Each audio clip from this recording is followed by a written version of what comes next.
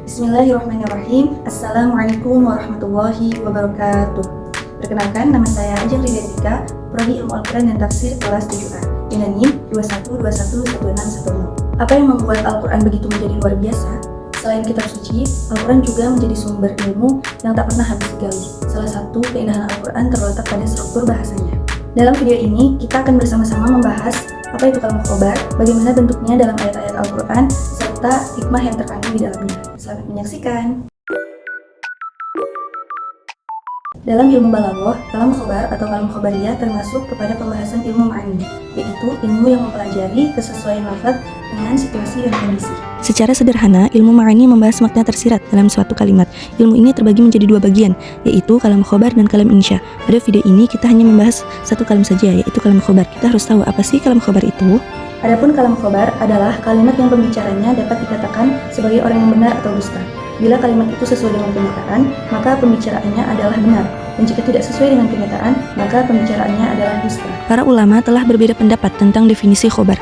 Pendapat yang paling banyak dikemukakan adalah dari Al-Qadi Abu Bakar dan Mu'tazilah, yang menyatakan bahwa khobar adalah suatu pernyataan yang bisa jadi benar atau bisa juga salah. Definisi ini dibantah dengan merujuk pada firman Allah Subhanahu wa taala, karena seluruh firman-Nya pasti benar. Menanggapi bantahan tersebut, Al-Qadi menjelaskan bahwa cara kebahasan firman Allah Subhanahu wa taala tetap termasuk di dalam definisi ini. Selanjutnya, tujuan khobar. Khobar memiliki dua tujuan utama. Yang pertama, faidatul khobar, yang kedua, lazimul faidah. Adapun faidatul khobar ialah memberi informasi baru kepada pendengar yang sebelumnya tidak mengetahui.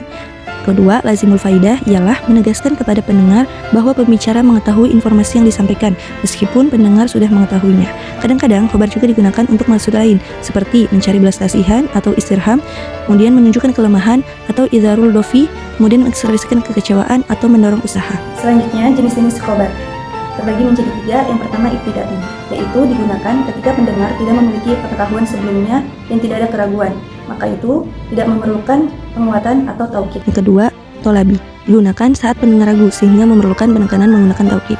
Dan yang terakhir adalah inkari, digunakan ketika pendengar menolak atau mengingkari pernyataan, membutuhkan penguatan tambahan. Selanjutnya, contoh analisis balaghah kalam khobari pada Quran Surat Al-Asr ayat 1-3 menurut kitab tafsir Sofatut Tafasir, karya Muhammad Ali As-Sobuni. Analisis kalam khobari pada ayat ke-1, yaitu wal asr, yang berarti demi masa. Penjelasannya, ayat ini termasuk dalam khobar tolabi karena terdapat unsur taukid berupa wawu qasam atau huruf sumpah. Tujuannya adalah tahrikul himmah, yakni untuk menggerakkan perhatian manusia terhadap pentingnya waktu.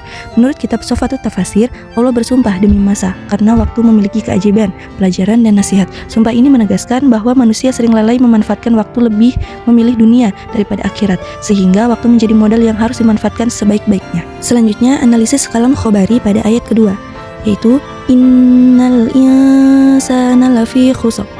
Artinya, sesungguhnya manusia itu benar-benar dalam kerugian. Ayat ini termasuk dalam khobar ingkari karena menggunakan dua taukid, inna dan lam taukid.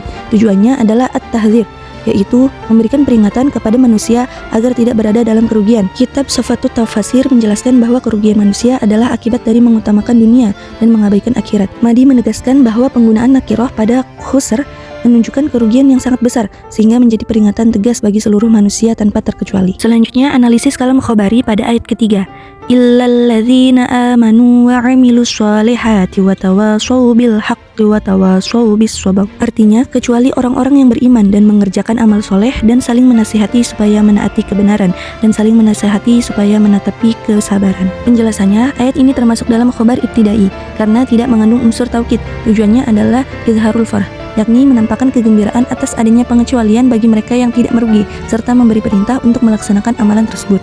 Dalam kitab Sofatut Tafasir, ayat ini menjelaskan bahwa orang-orang yang beriman dan beramal soleh adalah mereka yang beruntung karena menyempurnakan diri dengan iman dan amal, serta menyempurnakan orang lain melalui nasihat tentang kebenaran dan kesabaran.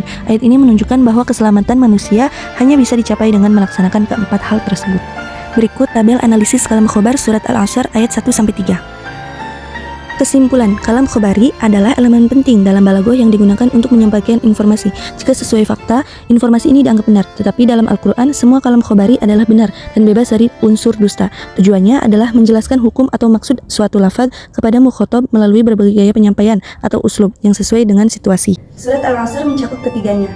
Ayat 1, wal asr, artinya demi masa, adalah kalam tolabi. yaitu menegaskan pentingnya waktu.